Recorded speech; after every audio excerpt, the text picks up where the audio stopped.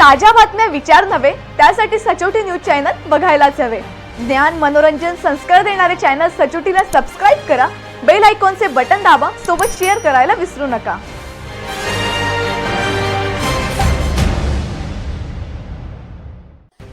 शालार्थ शिक्षक भरती आणि नियुक्त्यांमधील कथित गैरप्रकारांच्या तपासाला आता राज्यव्यापी स्वरूप येण्याचे स्पष्ट संकेत मिळाले आहेत।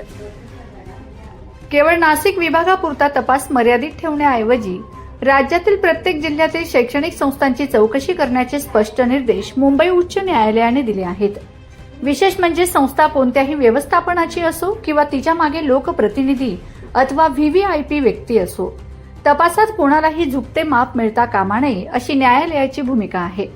14 ऑगस्ट 2026 रोजी न्यायमूर्ती रवींद्र व्ही घुगे, अतिरिक्त प्रभारी न्यायाधीश आणि न्यायमूर्ती गौतम ए आखड यांच्या खंडपीठासमोर विशेष तपास पथकाने आपला अंतरिम अहवाल सीलबंद लिफाफ्यात सादर केला।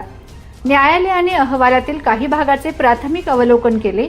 अहवाल अत्यंत मोठा आणि तपशीलवार असल्याने या टप्प्यावर त्यावर सविस्तर भाष्य करण्याचे न्यायालयाने टाळले असले तरी अहवालातून एसआयटीच्या तपासाची व्याप्ती मोठ्या प्रमाणात वाढल्याचे स्पष्ट झाले आहे। नाशिकपुरता तपास नाही, अनेक जिल्हे एसआयटीच्या रडारवर। एसआयटीने कोल्हापूर, छत्रपती संभाजीनगर, अमरावती, लातूर, नागपूर, मुंबई यांसह विविध जिल्ह्यातील शैक्षणिक संस्थांची चौकशी सुरू केल्याचे न्यायालयाच्या निदर्शनास आले आहे। यामुळे आतापर्यंत विशिष्ट जिल्ह्यांपुरता मर्यादित असल्याची चर्चा असलेल्या तपासाला आता राज्यव्यापी दिशा मिळाल्याचे मानले जात आहे। प्रत्येक जिल्ह्यातील भरती प्रक्रिया, नियुक्त्या, संस्थांची कागदपत्रे, वेतन, अनुदान आणि शासनाच्या निधीचा वापर याकडे एसआयटीचे लक्ष असणार आहे।